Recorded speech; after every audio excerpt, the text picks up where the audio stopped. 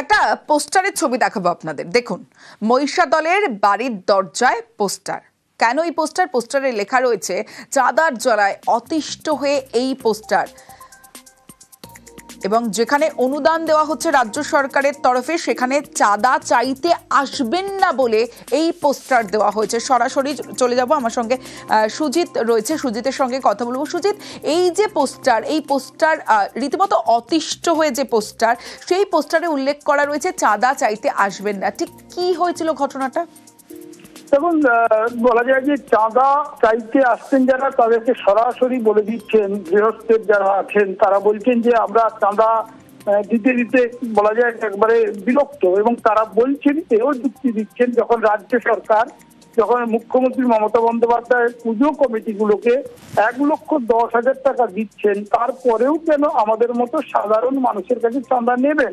কারণ তারা বলছেন যে এভাবে চাঁদা দিতে গিয়ে তারা রীতিমতো বলা যায় যে তাদের ক্ষতি হচ্ছে। তারা পুজোর মুখে কেনাকাটা করবেন, টাকা তার থেকে আয় নেই তো ব্যয় হচ্ছে, এবং এমনটাই বিরক্ত। দেখো পোস্টারটা তুমি যেটা বললে, আমরা যেটা দেখাচ্ছি এক্সক্লুসিভলি, শহরের বাড়ির বারান্দায়, সেখানে প্রাচীরে, কোথাও উঠোনে সব মারা আছে, এবং শুধু মেরে রাখাই নয়, তারা কিন্তু সরবও হয়েছেন। তারা বলছেন কেন দেবেন না, সেক্ষেত্রে যুক্তিটা দিচ্ছেন যে দেখুন এভাবে সরকার টাকা দিচ্ছেন, তার থেকে এরকম একটা সাধারণ নাগরিক আমরা আমাদের কাছ থেকে নিতে হবে। এ নিয়ে আবার শুরু হয়ে গেছে শোরগোল। কর্তারা চাপে পড়ে গেছেন। অন্যদিকে যারা শিক্ষাবিদ তারা বলছেন যে ঠিকই বলেছেন গৃহস্থরা, এই যে বলা পাল্টা বলা, এবং পুজো কমিটি তাদের যুক্তি খাড়া করতে চাইছেন কারণ তাদেরও টাকা দরকার। সব মিলিয়ে বলা যায় পুজোর আগে একটা পোস্টার ঘিরে মহিষাদল শহর জুড়ে হইচই শুরু হয়েছে, যেখানে বিষয় দুর্গাপুজোর চাঁদা। আর সেই চাঁদা দিতে গিয়ে বিরক্ত হয়েই আজকে দেখা যাচ্ছে যে প্রাচীর থেকে রাস্তার পাশে বাড়ির উঠোন দরজায়, যেটা আমরা দেখাচ্ছি, সেখানেই দেখা যাবে বিরক্ত হয়ে তারা ভালো মনে নিচ্ছেন না। তারা বলছেন যে তমস্বী, যে চাঁদা আমরা দিতাম, কিন্তু এখন যখন রাজ্য সরকার 1,10,000 টাকা দিচ্ছেন, তারপরেও কেন দেবেন? তাই এই পোস্টার। বেশ, সবাইকে চাঁদা দিয়েছে 1,10,000 করে, তাহলে আবার বাড়িতে বাড়িতে এসে লেখাই আছে অনুরোধ করবে না, চাঁদার জন্য আসছে কেন, কি জন্য? দুটো চাঁদা এসেছিল, জনের মধ্যে আবার আমার বাড়ি থেকে চাঁদা নিয়ে যাওয়ার সময় গন্ডগোল। ওরা বলছে যে এই মিথ্যা কথা বলছেন কেন ম্যাডামকে, সত্যি তো আমাদের দিয়েছে। প্রত্যেক বছর 2 থেকে 2,500 টাকা চাঁদা দিতে হয়। একটা দুর্গাপূজা করতে গেলে বহু টাকার দরকার হয়। আমাদের এবছরের বাজেট নিয়ার অ্যাবাউট 15 লক্ষ টাকা, এবং এই দুর্গাপূজার সঙ্গে কিন্তু বহু মানুষের রুটি রুজি জড়িয়ে থাকে। ক্লাব সংগঠনগুলোকে ওই টাকাটা দেওয়া হয়, এবং সেই টাকাটা যদি মানুষের জনস্বার্থে খরচ করা হয়, যেমন ধরুন হেলমেট বিতরণ, মশারি বিতরণ, কাপড় বিতরণ, এগুলো তো জনসংযোগের অংশ। পোস্টার যে পড়েছে, আমি এর তীব্র বিরোধিতা করছি। এই ধরনের পোস্টার পড়াটা বাঞ্ছনীয় নয়। আর সে অন্যান্য খবরে, সোনার দোকানের আড়ালে 20 কোটির প্রতারণা। ফেরার বেলদার স্বর্ণ ব্যবসায়ী, 200-র বেশি ক্রেতার সঙ্গে গয়না নিয়ে প্রতারণা।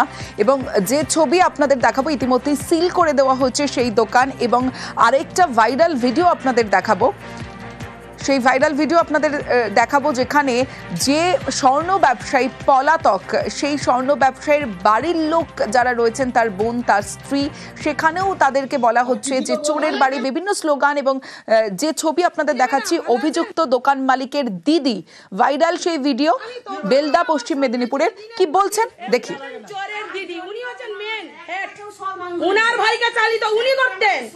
দেখুন, এই যে আপনারা দেখেন, উনার ভাইয়ের নাম হচ্ছে পাপাই, আর উনি হচ্ছেন, উনার নামটা কি, জয়া গুপ্তা। বাড়ির চারিদিকে ক্যামেরা কেন? কারণ উনারা চিটিংবাজ। ওই জন্য লকারের ভিতর থাকলেও কে বাইরে থেকে আমার শত্রুরা আসছে, আমরা যে পাশ দিয়ে খুশি আমরা বেরিয়ে যেতে পারবো। আমি প্রথম দিনই এসে বুঝেছিলাম চোরের স্ত্রী হয়েছেন। ভাই আমার টাকা নেই, চোর কোথাকার। আপনাদেরকে শান্তিতে বাঁচতে দিব না, শান্তিতে বাঁচতে দিব না। কি ম্যাডাম ভালো আছেন?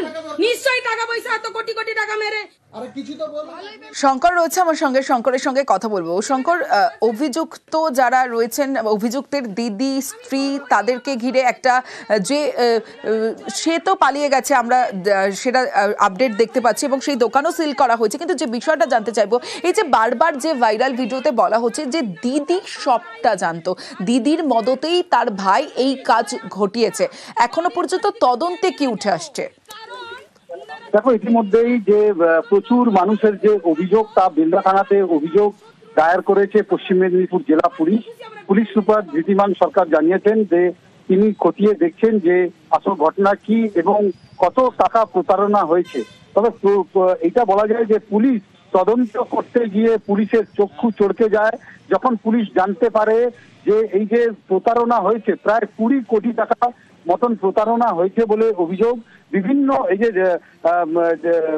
জুয়েলার্স, এইখানে যে বেলদার বাজারের উপরে রয়েছে এই সোনা দোকান DN ব্রাদার্স জুয়েলার্স, তাদেরই যে কর্ণধার কৌশিক কর্মকার, তার বিরুদ্ধে এই অভিযোগ যে কাউকে সোনা কিনে তাকে টাকা দেওয়া এবং কাউকে সোনা নিয়ে যে টাকা না দেওয়া, এই দুটোই অভিযোগ তার বিরুদ্ধে। বহু মানুষ জেলা, ধরুন শুধু আমাদের জেলা না, পাশাপাশি পূর্ব মেদিনীপুর, বাঁকুড়া থেকে বহু মানুষ তার দোকানে ছিলেন, সোনা কিনবেন বলে তাকে পয়সা দিয়েছিল, তাকে প্রতিশ্রুতি দিয়েছিল যে সোনা দেবে, কিন্তু তাকে দেয়নি। এরকম বহু মহিলারা আস্তে আস্তে যে অভিযোগ জানিয়েছে তাতে দেখা যাচ্ছে যে প্রায় 20 কোটি টাকার জালিয়াতি হয়েছে এবং এরপরেই যে কৌশিক কর্মকার তিনি পালিয়েছেন এবং তার দিদি এবং তার যে স্ত্রী তিনি দোকানে থাকতেন। আর সেই ভিডিও সমাজ মাধ্যমে ভাইরাল করেছেন স্থানীয় এক মহিলা। এরপরেও এই খবরের পর যখন পুলিশের কাছে আরো নানা অভিযোগ গেছে, তারপরেও দিদি এবং এই যে তার স্ত্রী দুজনই পলাতক। ফলে এই যে DN জুয়েলার্স ব্রাদার্স, তাদের বাড়িতে আপাতত কেউ নেই, তারা সবাই অর্থাৎ এখন প্রত্যেকেই পলাতক আর অন্যদিকে দোকান সিল করে দেওয়া হয়েছে। বেশ, মিমির পর এবার ইডির স্ক্যানারে অঙ্কুশ হাজরা। দিল্লিতে এনফোর্সমেন্ট ডিরেক্টরেট দফতরে অভিনেতা Ankush Hazra online betting app মামলায় তলব করা হয়েছে। গতকাল হাজিরা দেন মিমি চক্রবর্তী, তাকে 9 ঘন্টা জেরা করা হয় এবং জিজ্ঞাসাবাদের পর ইডি দফতর ছাড়েন মিমি চক্রবর্তী এবং আজ ইডির স্ক্যানারে অঙ্কুশ হাজরা। সরাসরি চলে যাব, মৈত্রী ভট্টাচার্য রয়েছে আমার সঙ্গে, মৈত্রীর সঙ্গে কথা বলবো। মৈত্রী, এখনো পর্যন্ত কি আপডেট, ইডি সূত্রে এখনো পর্যন্ত কি জানা যাচ্ছে? দেখো, অঙ্কুশ হাজরা ইডি দপ্তরে প্রবেশ করেছেন, তারপরে ঘন্টা 2 মতো সময় পেরিয়ে গিয়েছে এবং যেটা জানা যাচ্ছে যে আজকেও কিন্তু অঙ্কুশ হাজরাকে এই একই বিষয় নিয়ে জানতে চাওয়া হবে যেগুলো নিয়ে মিমি চক্রবর্তীকে জানতে চাওয়া হয়েছিল। মিমি চক্রবর্তী এবং অঙ্কুশ হাজরা, এদের দুজনকেই কিন্তু একটি ভিডিওতে দেখা গিয়েছিল যেখানে এই বেটিং অ্যাপের হয়ে প্রচার করেছিলেন বা বিজ্ঞাপনের যুক্ত হয়েছিলেন এই দুজন। ফলে তাদের কাছে জানতে চাওয়া হবে কি ধরনের কন্ট্রাক্ট ছিল তাদের এবং সেক্ষেত্রে দাঁড়িয়ে কোনো ব্যক্তি বা কোনো এজেন্টের মাধ্যমে যোগাযোগ হয়েছিল কিনা, নাকি এই সংস্থার কোনো আধিকারিকের সঙ্গে সরাসরি যোগাযোগ ছিল, পেমেন্টের মোড কী ছিল, এই সমস্ত তথ্য কিন্তু অঙ্কুশ হাজরার কাছ থেকেও জানতে চাওয়া হবে।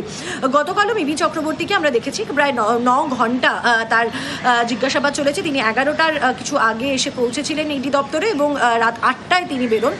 যদিও বেরোনোর সময় তিনি কোনো মন্তব্য করেননি, তবে আজকে তাদের আইনজীবী, মিমি চক্রবর্তী এবং অঙ্কুশ হাজরার আইনজীবী, তারা তিনি জানিয়েছেন যে সাধারণভাবে এই যে কন্ট্রাক্টের বিষয় এবং কিভাবে যোগাযোগ হয়েছিল এই সমস্ত বিষয় তথ্য তালাশের জন্যই সমস্ত সেলিব্রিটিদেরকে ডাকছে এনফোর্সমেন্ট ডিরেক্টরেট। এটা খুবই রুটিন ইনভেস্টিগেশন এবং এখানে আলাদা করে কোনো বিষয় নেই। তমশ্রী। বেশ মৈত্রী, সঙ্গে থাকো। समझ भेज रही है, भले ही वो स्पोर्ट्स से रिलेटेड हो या आपके बॉलीवुड से रिलेटेड हो या एवरीबडी जो भी सेलिब्रिटी है उन सबको कर रही है। This is routine investigation of it. ये कोई स्कैम नहीं है। फर्स्ट ऑफ ऑल ईडी का काम है इन्वेस्टिगेशन करना, छानबीन करना। वो किसी से को भी कर सकती है, कल को आपको भी बुला सकती है अगर उनको लगता है कि इस बारे में कुछ इन्वेस्टिगेशन की जरूरत है। These are routine things. ऐसा कुछ केस इनके अगेंस्ट है भी नहीं। तो बहुत सारे एप्स हैं जिनसे भी आप जितने भी सेलिब्रिटीज हैं उन्होंने काम किया, तो they are asking questions. That's it. Yesterday we have seen around 9 hours of long interrogation. It's not an interrogation. Basically, that's their routine way of conducting investigation. They keep you waiting for some time, from morning to evening. That is fine. को और बुलाया है? No.